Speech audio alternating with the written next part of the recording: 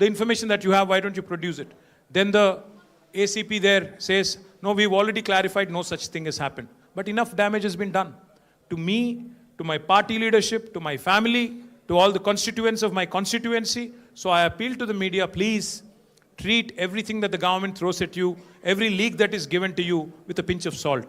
Please corroborate, please verify, please check the facts and only then publish. I also appeal to the media, for the last 2 years, this government's incompetence, their failures, their corruption is being exposed by BRS leadership day in, day out. Be it Amrut scam, where Chief Minister's brother-in-law was the kingpin, or be it coal scam in Singareni, where again the same gentleman is the kingpin. Let us focus on real issues.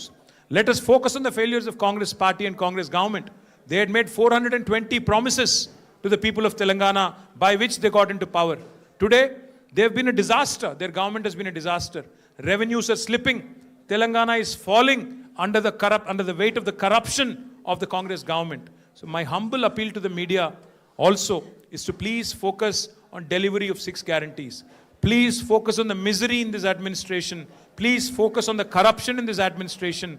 Please focus on real people issues, not these fabricated stories and manufactured stories, cooked up stories, so to speak. So my humble request to all of you, మళ్ళొకసారి మీ అందరితో నా ప్రార్థన, దయచేసి రేపు మళ్ళీ రాస్తారు. మన హరీష్ రావు గారు పోయినప్పుడు ఎట్లయితే ఇది అది అది ఇది అని వడ్డించి కొత్త లీకులు రాస్తారో వాటిని విశ్వసించకండి. కావాల్సుకొని లేని ఉన్నట్టు ఉన్నాయి లేనట్టు ఏవేవో కథనాలు వడ్డించి రాస్తారు రేపు. దయచేసి అది కూడా సెలెక్టివ్గా రాస్తారు. కొన్ని మీడియా సంస్థలకే ఇస్తారు, ఎవరికి ఇవ్వాలో వాళ్ళకే ఇస్తారు, వాళ్ళ అస్మదీయులకే ఇస్తారు. కాబట్టి జాగ్రత్తగా దయచేసి మన వాళ్ళు కూడా ఎవరైనా సరే వీళ్ళు రాసే కథనాలు, వీళ్ళు పెట్టే స్టోరీలు, ఈ cooked up stories, cock and bull stories నమ్మవద్దు. మనం చట్టాన్ని గౌరవించే పౌరులుగా ఎన్ని కేసులు పెట్టినా ఎదుర్కొందాం. కానీ ఈ ప్రభుత్వాన్ని, వారి వైఫల్యాలని ప్రజాక్షేత్రంలోనే చీల్చి చెండాడదామని చెప్పి మళ్ళొకసారి విజ్ఞప్తి చేస్తూ ఈరోజు సంఘీభావం తెలిపిన ప్రతి ఒక్కరికి ధన్యవాదాలు.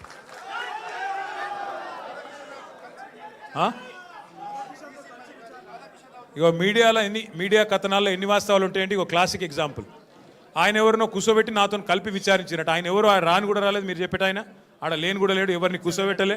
గదే అంటున్నా, ఎవరు మనిషి లేడు, ఆడెవరు లేడు. మరి అందుకే అంటున్నా, మీరు మీడియా వాళ్ళు కూడా చూసుకోవాలి. ఎవరితోనో కలిసి కూర్చోబెట్టి నన్ను విచారించినట్ట. పురుగు కూడా లేడు, ఆ పోలీసు వాళ్ళు నేను తప్ప ఆడెవడు లేడు. కాబట్టి ఇటువంటి అన్నీ ఉంటాయి. ఇప్పుడు టీవీలో వచ్చింది ఏంటంటే, ఫస్ట్ మాజీ డీసీపీ రాధాకృష్ణతో కూర్చోబెట్టి ఆ 2 ఫోటోలు మీది ఆయనది పక్కన పెట్టి అదొకటి పెట్టారు. ఆయనది అయిపోయింది ఆఫ్టర్నూన్ 2 తర్వాత. అంటే ప్రభాకర్ రావుని పిలిపించి మళ్ళీ ప్రభాకర్ రావుని మీరు కూర్చోబెట్టి అక్కడ తారక రామారావు తప్ప ఏ రావు లేడు, నేను ఒక్కడనే ఉన్నా తప్ప ఎవడు లేడు. అంతే మరి.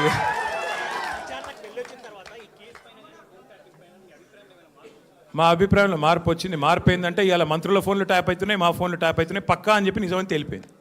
అంతే.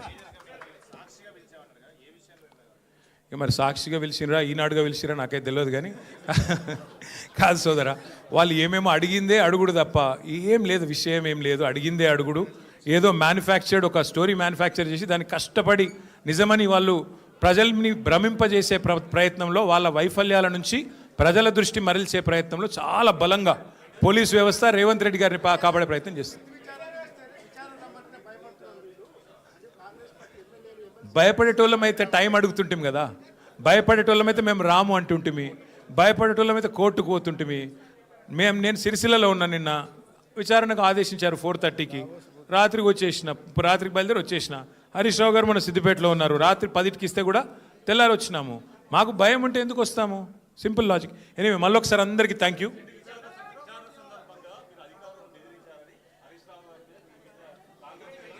నేను ఎవరు కంప్లైంట్ చేశారు? అయితే నేను ఎగ్జాక్ట్లీ నేను ఒకటి అడుగుతా. ఆ అర్రలో 6 ఉన్నాం. నేను బెదిరించినట్టు వాళ్ళకి ఎవరు చెప్పిండు? కాంగ్రెస్ వాళ్ళకు.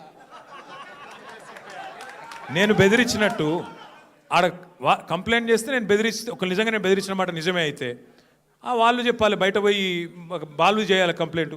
కాంగ్రెస్ వాళ్ళకి ఎవరు తెలిసింది? ఎట్లా తెలిసింది? అంటే ఎంత లోపభూయిష్టంగా, ఎంత లీకుల ఆధారంగా, ఎంత కలిసికట్టుగా ఈ వ్యవహారం జరుగుతుందో, ఎంత పేకల మేడలాగా ఈ వ్యవహారం కుప్పగొల్లబోతుందో దాన్ని బట్టి మీకు అర్థం కావాలి.